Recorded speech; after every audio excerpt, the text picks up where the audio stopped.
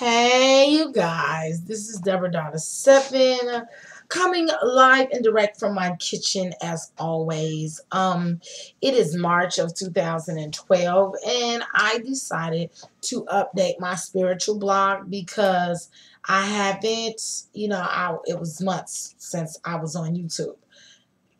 And a lot has happened since the last time I updated it. And I'm going to tell you the reason why.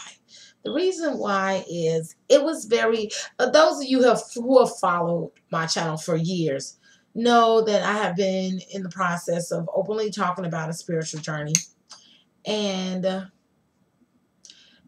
just the evolution of each, basically. And I got to this point where I was very, very, very calm. Then I went back to work. It's easy to be spiritual and meditate and hum and when you at home by yourself and you don't have to deal with the outside world. But the stresses of the outside world, baby. So, how has my spiritual journey been since then? Well, I guess what I realized most importantly is I got to this point where, I see everything for what it is. And I'll give you an example of that. You have certain spiritualists who practice non-duality. They practice the absence of ego. They practice balancing oneness with the creator, right? I don't practice that. And I'm going to tell you why. Because in order for me to do that, it takes... Dang, y'all, I'm dropping stuff. Excuse me, one moment. Shit. It takes discipline. It takes concentration. It takes alone time. I practice the art of duality. I practice the art of awareness in duality. Recognizing at all times that I am part of the bigger picture. The bigger essence of creation. I'm a part of God's energy. God's energy is a part of me. But at the same time, realizing that I was put on this earth to enjoy the experience of living life. My concept of our purpose on life is, God created human beings and life and existence because God wanted to experience itself. So we're all like a little spark of the divine creator. And that, it's a journey. It's a journey that all of us chose to go on. And knowing that, I guess, some people might say, well, what's the point of being spiritual? What's the point? Okay, what's the point of being spiritual as opposed to being religious? Which I don't find nothing wrong with being religious. For me, it is that I have found that the path that I'm on now, I have less suffering because it's an accepting path. And I feel like my purpose in life in this lifetime was to learn how to accept. See, I've never had a problem with unconditional love. Some people's purpose, while they're here is to learn how to love unconditionally. I've never had a problem with loving my neighbors unconditionally. As soon as I learned that in church, I knew how to do it. My problem was I love them so much, I want better for them before they want for themselves, and then I get angry. So what I've worked on in the past, I'd say year or so, is really accepting. Accepting is the key to not judging. When people walk around and say, thou shalt not judge, thou shalt not judge, thou shalt not judge, they do judge because there are certain things that they can't accept that other people do. I'm not saying agree with, I'm not even saying copy, but I can accept that a serial killer is a serial killer. I can accept that that's the path that they chose for themselves. I can accept that everybody on YouTube ain't gonna like what I'm saying. What else? I can accept that this is the game I chose to play. I chose to have 6 kids. I chose to be a nurse. I chose to have a wife who has a mental illness. These are all choices that I made, so I can accept that. These are all part of the game that I chose to play for myself. And really, at the end of the day, it's all a game. Like, whatever you choose, how you choose to play your game is your game to play. And I'm not as angry as I used to be. Like, I'll give you an example. There are things that have happened to me on YouTube, for instance, where I haven't liked somebody's personality, still don't like their personality.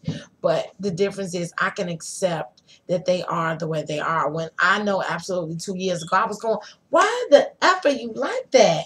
You know, I can accept that there are people out here that can't accept me. I can accept that people are going to, you know, dispute me because I'm a woman. They're going to discriminate against me because I'm gay, you know, because I curse too much, because I sit in my kitchen making blogs with all the stuff behind me, with my messy background, you know, when it used to anger me because I would be like, why can't you accept me? You know, I've gotten to this point where I can accept that everybody's not going to accept me, and I can be okay with me because my life experience is so unique to me. Can't anybody take that away from me unless they take my life. So as long as I have my life and I have my own unique life experience, I'm grateful for that. Whatever else comes, whatever I learn, whatever I discard, you know, those are all added bonuses. I think that, you know, in accepting what people do, it's so weird. Okay, I'm gonna put a link to this video. It's called shit that black conscious people say, or black conscious people and the shit that they say. But it was so funny because it was talking about the super spiritual naturalist, you know, with the African stuff on, and how they would be watching Basketball Wives 1 minute and gossiping, and the next minute they'd be like, Hotep, my queen, brother. It was, man, I died laughing. But it was funny because I can accept that there are extremists in all walks of life. You know, I got a guy on here that started off as a friend of mine, and then we didn't see eye to eye for a long time. His name is Timothy. He knows who he is. Um, I was angry at him for a long time. I was angry because he was angry at me, and I just was like, why you just can't accept me for me and love me for me? And that's what your Bible is teaching you to do, to love unconditionally. I think that the reason why people don't love unconditionally is because they don't accept. And you cannot truly get to the point where you love everybody unconditionally unless you can accept that they are how they are, flaws and all. You know, everybody's not going to do what you want them to do, and you can't change anybody but yourself. And I think once you work on acceptance, like for me, once I started working on acceptance, things got easier for me to handle. You know, I haven't been so stressed out, even though I have my stressful moments, because, you know, sometimes I get so far into the game, playing the game, that I forget it's a game.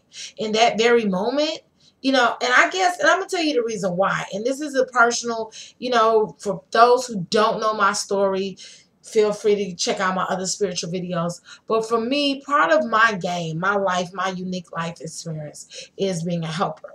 I'm a mother, I'm a wife, I'm a nurse. These are the three major roles that I've chosen to play as, you know, while I'm in this body, right? So they're all giving roles, sacrificing roles. And since this is a role I chose to play, I take it seriously. So especially while I'm being a nurse, I'm super, like, anybody who's trying to stop me from giving the best care that I can, I get extremely upset. The way nursing homes are set up, that's always going to happen. It's always going to, you're going to always be working at a deficit. And you're always going to be working under a lot of stress, and with not all the cooperation in the world that you could have, because you're working with all different personalities. And it makes me upset. And for a minute, you know, when I see people trying to give me a hard time on purpose, then I know that I'm a good person. And I know that my role is helper, you know. That's basically always been my role. I've been a helper. But, you know, that pisses me off, and then I have to process that emotion, and I recognize that emotion. I guess another thing too that I've learned how to do is I've learned how to step outside of the brain function as a different part of me, you know, as body, spirit, and soul all coming together. But I can recognize like I've been able to separate in my head what works. You know, as far as brain function is part of the body for me. I know there are people out here who thinks once the brain is over with, the consciousness is over with. But, you know, I have reason to think that they're two separate things. Given near-death experiences, out-of-body experiences, and the list goes on, those are the reasons why I think the way that I think. Is there two different things. Consciousness exists outside of brain function. Consciousness is just stored right now in the brain. That's the part of the brain that it's stored in, and it's also stored in the heart. Even though the heart is a muscle and the brain is an organ, you know. So brain function is there as a tool to be used. It's a tool. It's the thing is, people have forgotten that they're spiritual beings in a human body. You're a spiritual being, you're a spirit encased in a body. So your spirit actually has control over brain function.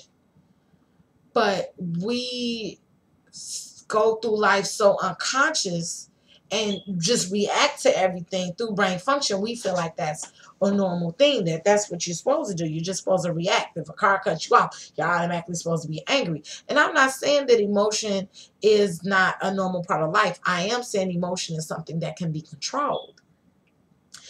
First of all, you have to recognize that emotion is autonomic. It's part of the brain. It pops up. Bam, I'm pissed. Bam, I'm sad. Oh, somebody called me and told me my friend died and I'm sad. You know, it's an emotion. But if you process it and then let it go, allow it, the biggest thing I learned is instead of trying to stop from getting angry or trying to stop from being mad, I allow it to come. I watch it. I see it for what it is. It's an emotion, and then I allow it to leave. If you don't dwell on it, it eventually goes away. You know how many thoughts you have in 1 minute? You know how much scatterbrain the average person is? So don't really get a lot of me time. I do deep breathing exercises. I constantly sit in a spot where I'm halfway in and halfway out. That's why I said I practice spiritual dualism, if that's a term that you want to call it. I sit on one side because I am the person playing the game. I'm like the person playing the video game, right? Pew, pew, pew. Sitting there playing this game. My game is the game called life, right? But at the same time, I sit outside of me and watch me playing a video game, recognizing I'm the one that programmed the game. You know, I'm the one that's watching me play the game. I can separate the part that's separate. I call it walking the void. This is just my own particular terms. The reason I call it walking the void is if you ever like sit really, really quiet and just listen to the thoughts that go on in your head, you'll realize that most of those thoughts, you're not consciously thinking. Sit down and just try to clear your mind and just try to be still. You'll see all type of stuff pop up, pop up, pop up. Where's that coming from if you're the one sitting there trying to be still? You see what I'm saying? That's when I realized it was a duality there. There's two different things going on. There's me trying to be quiet and me trying to be still. And there's brain function popping up. Oh, I got to cook dinner. Oh, I got to go get my babies. So speaking of, I got to go get my babies. For real. So, you know, I recognize this duality in meditation, actually. In meditation and being quiet and being silent. Because I talk so much. It's so hard. It was so hard for me to quiet my mind. And finally I got to a point where I can do it pretty quickly and good now, because I realized that it was just an awareness of being aware of brain function. That's just part of my brain. It's the chatterbox part. It's the pleasure center part. You know, these are things that I can control.